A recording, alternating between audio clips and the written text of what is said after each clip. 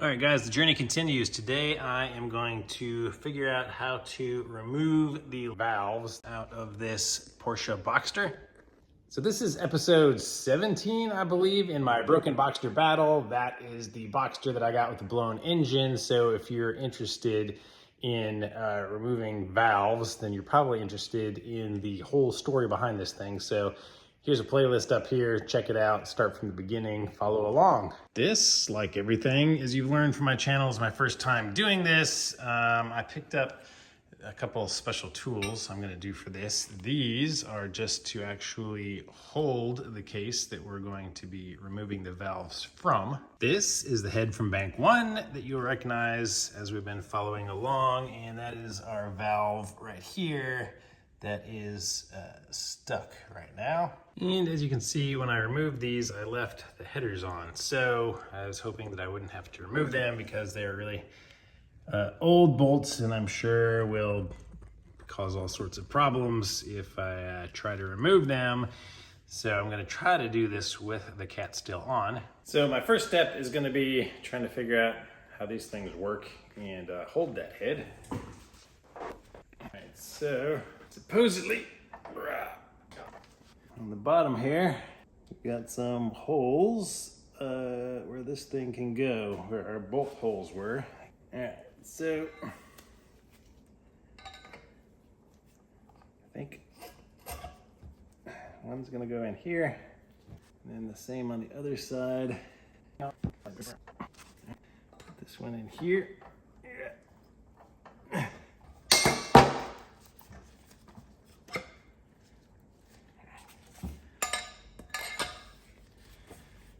Okay, rotate this up. Okay, that seems fairly sturdy. And I guess the purpose of this is to get the valves off of being on the surface, because you're gonna need to push them down to open them, to release them.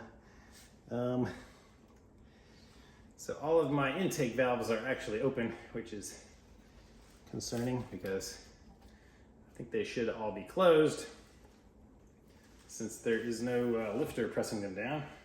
So this is what we're working with. So yeah, you can see all of the intake valves are the ones on the left of the screen here, and they're all open except for the one that was actually the malfunctioning one. That's the one that popped out the lifter.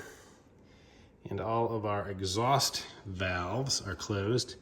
So you guys correct me if I'm wrong, but my theory is if there's no cam pushing a lifter down, these should all be closed. There should be nothing keeping them open, which makes me think that all of those valves are probably bent. But that's what we're gonna figure out now. I'm going to get the other special tool and figure out how to remove these, and I will list both tools in the description. I got them both on Amazon. And this is that toolkit that I got. This is what it contains. There is another one that's more expensive that essentially is this plus some additional items. And from what I can tell, those items are so that you could plug air, compressed air, into your spark plug tube holders and actually pressurize this cylinder. If this was still in the car, you'd have to rotate it so I guess your piston's open and add air to compress and do stuff. I don't know, but this is out of the car, so I don't need to worry about any of that stuff. I just needed the basic kit here. Basic setup is that these two brackets here, one goes on each end, this bar goes between them, and then that bar kind of helps give you leverage with this tool, and that just presses the spring down so that you can release a little retaining clip and take the whole thing out. So I think that's how it works. So let's see. Just gonna grab these things and the bolts that come with it. Kit comes with a couple different bolts. The smaller bolt that it comes with almost threads in here. It starts threading. Actually, this one does thread in all the way, so this is the correct one over here. And this guy lines up here. I don't know which way I'll put it. Guess maybe I'll put it this way. So you just kind of line it up over a couple of the holes. All right, I guess I can use the 2 center holes to line it up directly in the center here. And it does have a bunch of washers. I think this bolt is going to be too long actually, but I do have all of the bolts that I removed the cover with, so I think I'm just going to use the stock bolts. All right, there's a stock bolt. It's actually exactly the same length. All right, I just tried using it with 2 little washers and it bottomed out before it got there, so I added 3 more washers. All right, let's try with these washers.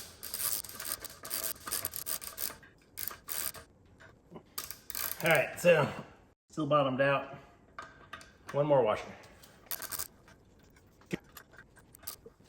All right, perfect. Add washers to this guy. All right, yeah, just looked over at this side, and this side has pins in it. I don't know if this is the same. Yeah, same bolt still, but these pins don't line up over here. Those pins are a little too far apart. These are too close together. I mean, I could use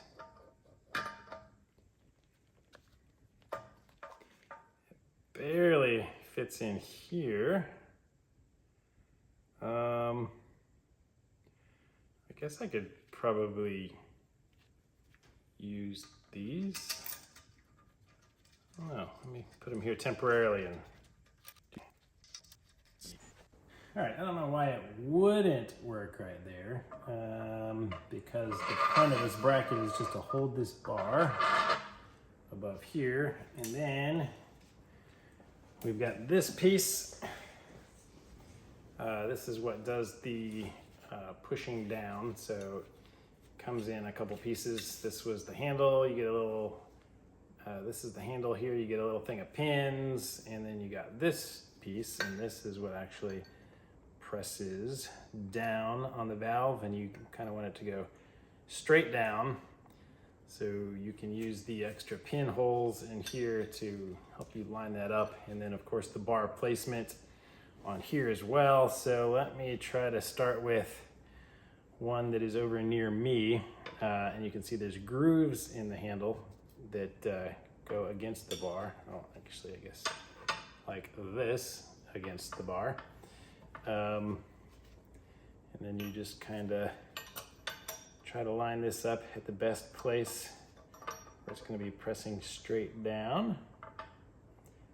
And of course you can use either piece here, you can move the bar wherever it helps you try to line this stuff up.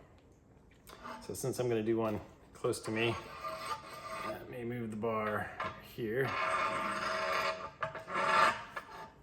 And these don't have to be tight, these are just snug because it's going to be just pushing pressure up against it. So let's see, so if I use this here, oops, and this has to go here. All right, let me get the second to last hole. Just stick my pin in here. All right, so like I said, never done this. This is my first attempt here. So if I'm doing something wrong, let me know. All right. So make sure it's lined up right on the top. And then, oh yeah, okay, so I can push down and it is compressing the spring. And at some point here, it's supposed to make like a little pop once they kind of separate from each other. Kind of nervous.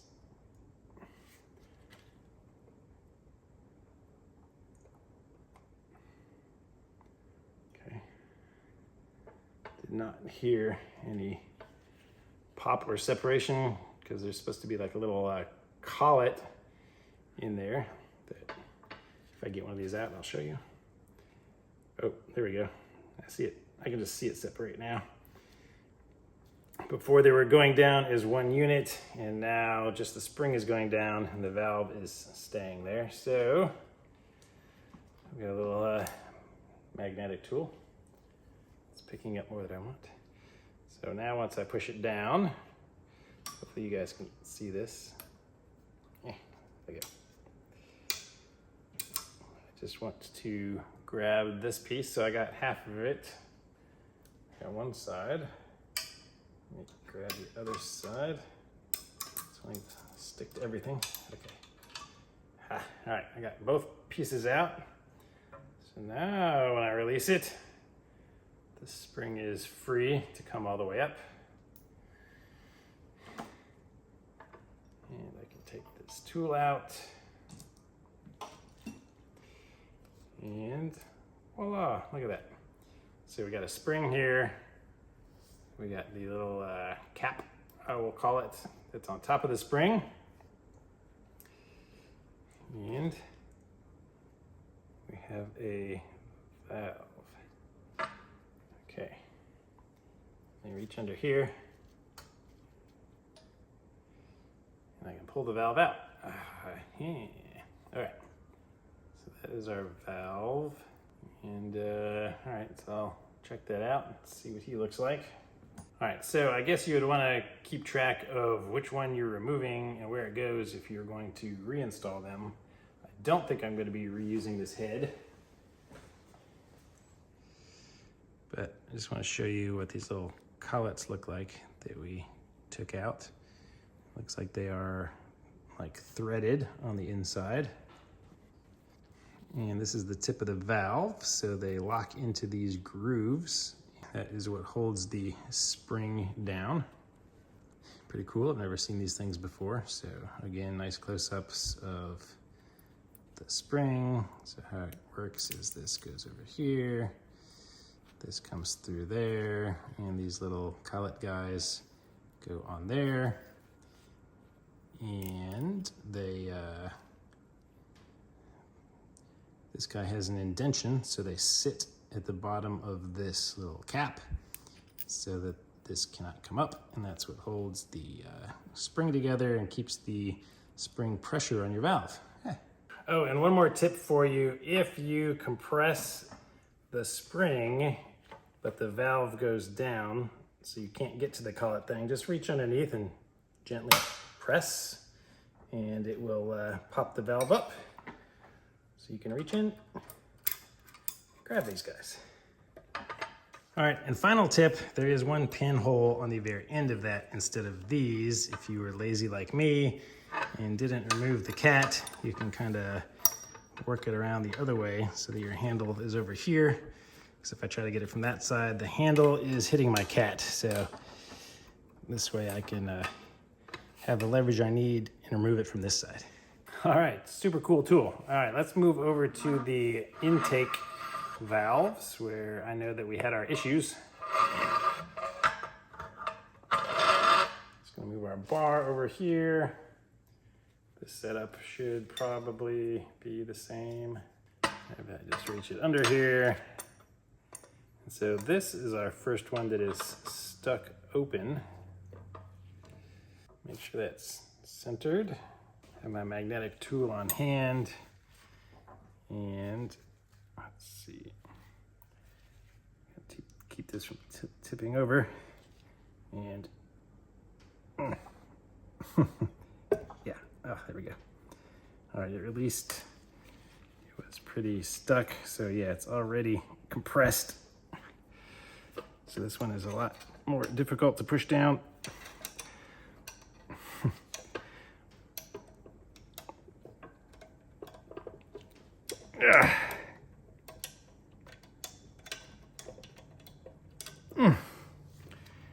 Okay. Come over here, give you guys a little different angle. All right, yeah, this would be nicer to have two people, one to kind of hold this stable, because I don't feel like it's really stable. having to push so hard over here. But, I reach from underneath and push the valve back up. Yeah. Okay. Could not push it anywhere.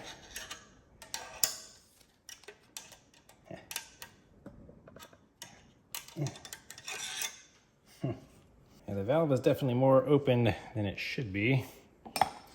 So let's see, what are we gonna do here?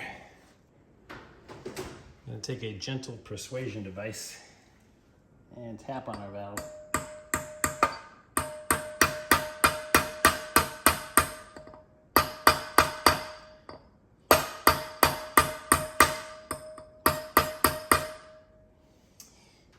Nope. Let's ignore him for a minute. Move over here. This guy is opening nicely for me.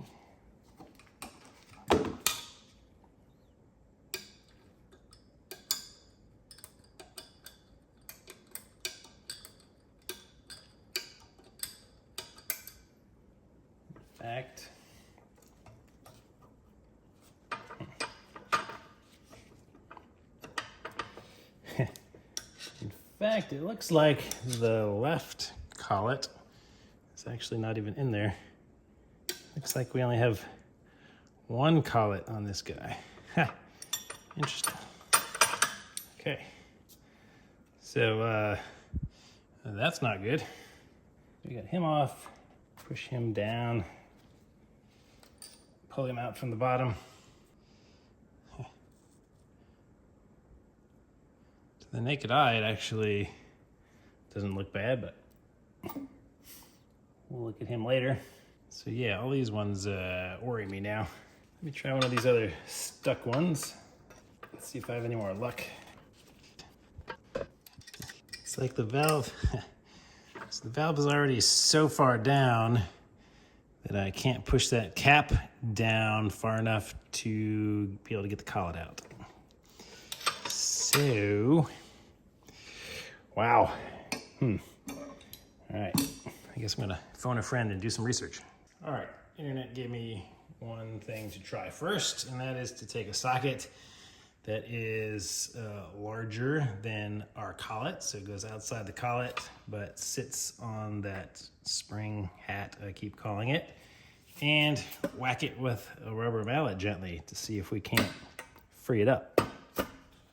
Ow, that's my arm.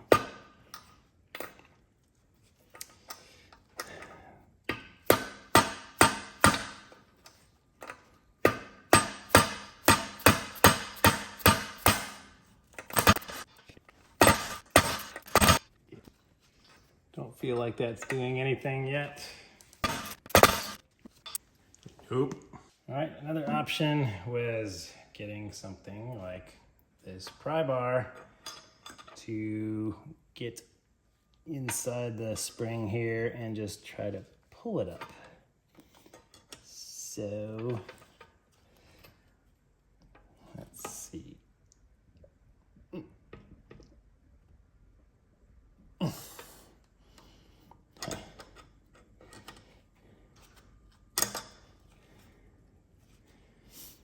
Nope.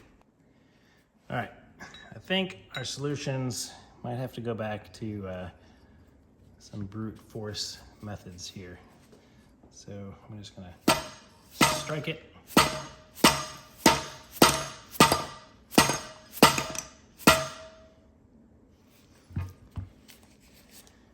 I might have to go to the careful striking.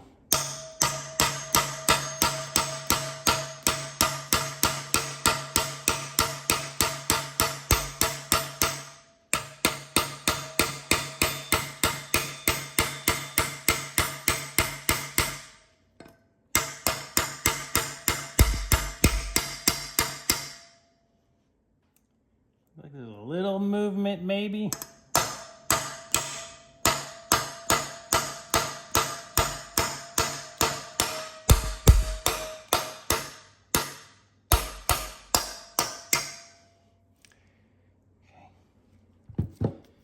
All right, those actually moved in a fair deal. Try over here. They all moved. One more. All right, they all moved just a little bit. This one the most because I whacked on it the most. I'm hoping that they moved just enough that I can get that collet off. So flip this thing back over. And let me try again over here. Okay. Let's see how much I can. Oh, yes. All right, now I can get the spring down a lot farther.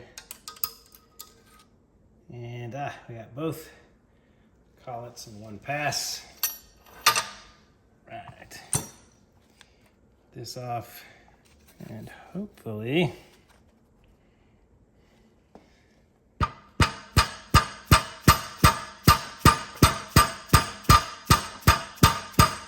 yeah, that thing's pretty stuck. All right, let me try an extension on here.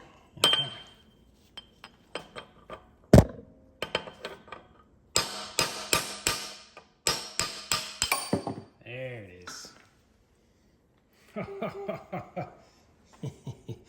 Yeah, this one, you can see it's not in very good shape. All right, so the logic is correct. If the valves are open with nothing pushing down on them, they are stuck and something is bad.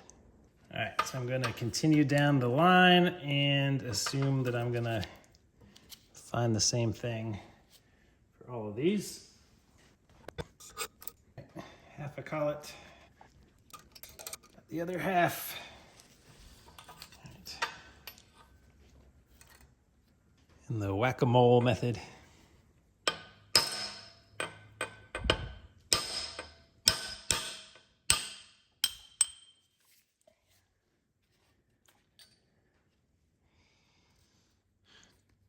Ta-da!